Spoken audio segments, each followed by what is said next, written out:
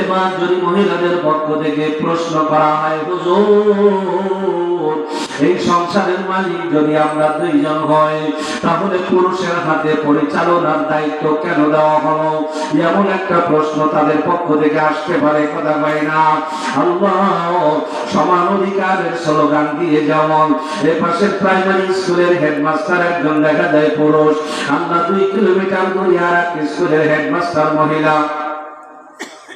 তা যদি বলে যে যদি মালিকানা পাওয়ার যদি সমান হয়, তাহলে শুধু পুরুষের হাতে পাওয়ার দিয়ে দেওয়া হলো কেন পরিচালকের? হয়তো বা বছর বছর ভাগ করে দিত যে 19 সাল থেকে নিয়ে 24 সাল পর্যন্ত পুরুষের মালিকানায় চলবে পরিবার, আর 24 থেকে নিয়ে 29 পর্যন্ত এভাবে করে একটা দেশ পর্যায়ক্রমে ক্রমান্বয়ে যদি একটা ভাগ করে দেওয়া হতো, তাহলে আমরা মাঝে মধ্যে অন্তত মালিকানার যে পাওয়ারের যে মজা আছে এটা একটু বুঝে নিতাম।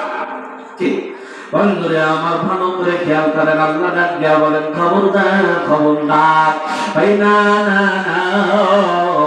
আমি আল্লাহ নারীদেরকে পরিচালকের চেয়ারে কেন বসে নাই?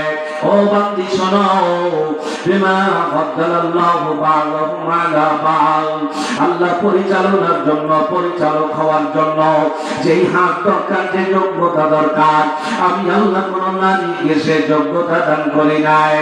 আল্লাহ সংসার পরিচালনা করতে গিয়ে কত কিছু করতে হয়। এক ছেলেকে বিদেশ পাঠাতে গিয়া ওপাশ থেকে টাকা কর্জ নিতে হয়, এপাশ থেকে জমি বন্ধক রাখতে হয়, ওপাশ থেকে চতুর্পাশ থেকে ব্যবসা প্রতিষ্ঠান ঠিক রাখার জন্য কত পাশ থেকে কত ধরনের লেনদেন করতে হয়।